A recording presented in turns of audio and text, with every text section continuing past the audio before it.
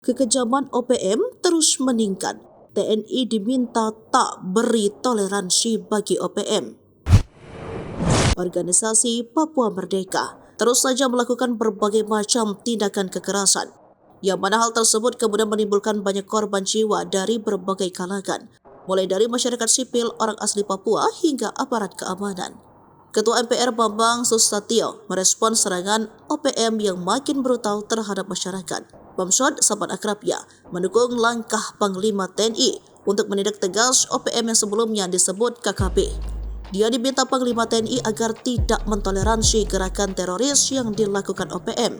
Tidak boleh lagi ada toleransi terhadap para kelompok separatis, teroris ataupun OPM untuk meneror serta melakukan aksi kejahatan hingga menimbulkan korban jiwa, kata Bamsud dalam keterangannya pada Sabtu 13 April 2024. Ia menilai serangan OPM makin membahayakan karena menteror masyarakat Papua, guru, tenaga kesehatan hingga aparat TNI dan Polri.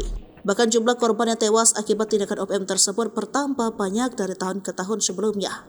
Kepala Satuan Tugas Operasi Kasatgas Ops Damai Kartins, Komisaris Besar Polisi Faisal Ramdhani mengatakan bahwa data menunjukkan pada tahun 2023 lalu tindak kekejaman gerombolan separatis itu hingga sebanyak 209 kali.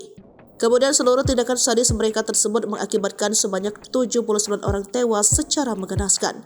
Dari keseluruhan jumlah korban tewas itu, sebanyak 37 diantaranya merupakan warga sipil. Selanjutnya terdapat 20 orang merupakan aparat keamanan dari prajurit Tentara Nasional Indonesia, serta 3 orang lainnya adalah anggota Kepolisian Negara Republik Indonesia. Jumlah korban tewas akibat konflik bersenjata OPM terus mengalami peningkatan dari tahun sebelumnya, yakni pada tahun 2022 lalu ada 53 orang korban jiwa.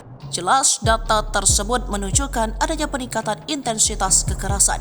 Kasus kekerasan yang sangat intens oleh Organisasi Papua Merdeka terjadi pada bulan Agustus 2023, yakni terdapat hingga 38 kasus sepanjang bulan tersebut.